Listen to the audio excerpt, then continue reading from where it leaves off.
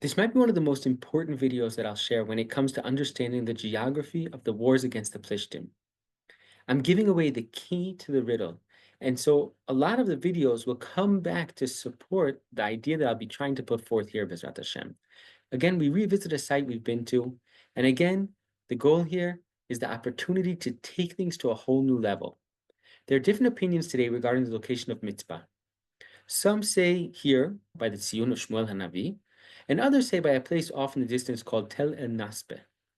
I'll come here to talk about Mitzvah, and we'll discuss the Tziyun of Shmuel Hanavi by a later parak where it's more relevant. When was the last time we were in Mitzvah? Shmuel is, in a sense, the last shofet. In fact, even at the end of the parak, while he can unite the nation when needed, the circuit he travels as he leads the nation isn't from Dan to Beersheba. It more or less keeps to the borders of Nachalat Binyamin. There could, however, be another reason why he continues to circle through the Nachalah specifically, namely that Nachalat Binyamin is the Nachalah meant to unite the Shvatim. The last time we were in Mitzvah was also in the Shoftim period, a time when the nation is divided and each Shevet takes care of itself.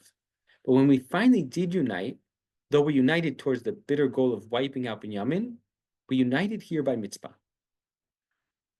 Here we gather again as a nation in Mitzvah. We'll see that Nachalat Binyamin in general, and here in the Mitzvah in particular, this is a place that emphasizes the degree of unity or lack thereof in Am Yisrael. It's a place where we all come together as a nation, but more often than not, we all come here together to battle it out against each other. Perhaps in a way, it's similar to Shechem being either completely good or completely evil. So Mitzvah is a symbol of a place where either we're incredibly united or incredibly divided. Shmuel gathers us by the mitzvah and unites us in serving Hashem. So why does Hashem punish us by sending an enemy at this time? Now you send the Plishtim? And from the Plishtim perspective, why attack now? Because we're bringing a korban? What do they care? The Plishtim heard that Am Yisrael had gathered together. We united.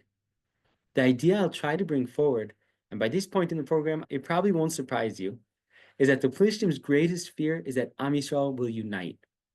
Now we can put this together with what we said earlier during the first battle of Even HaEzer, when the Aron HaBrit was brought to battle. The Plishtim were worried that they might become subservient to Am Yisrael, who until that point had been subservient to them.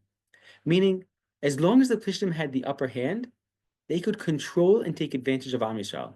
And we'll see that they'll certainly do this. In fact, we already saw it by Shimshon. Why would Yehuda give over Shimshon if he was protecting them from the Plishtim? Because they'd already come to terms with the situation. It wasn't a constant battle. Otherwise, it wouldn't even make sense that Shimshon married Plishti women. This was in a time of quiet. And the people of Yehuda say to Shimshon, why are you causing trouble? Don't you know the Plishtim are moshlim banu? They're ruling over us. But they can only stand against us when we're divided. When each is worried about their own shevet, like in the times of Shoftim, then they're stronger. But if Am Yisrael unites, no one can stand in our way.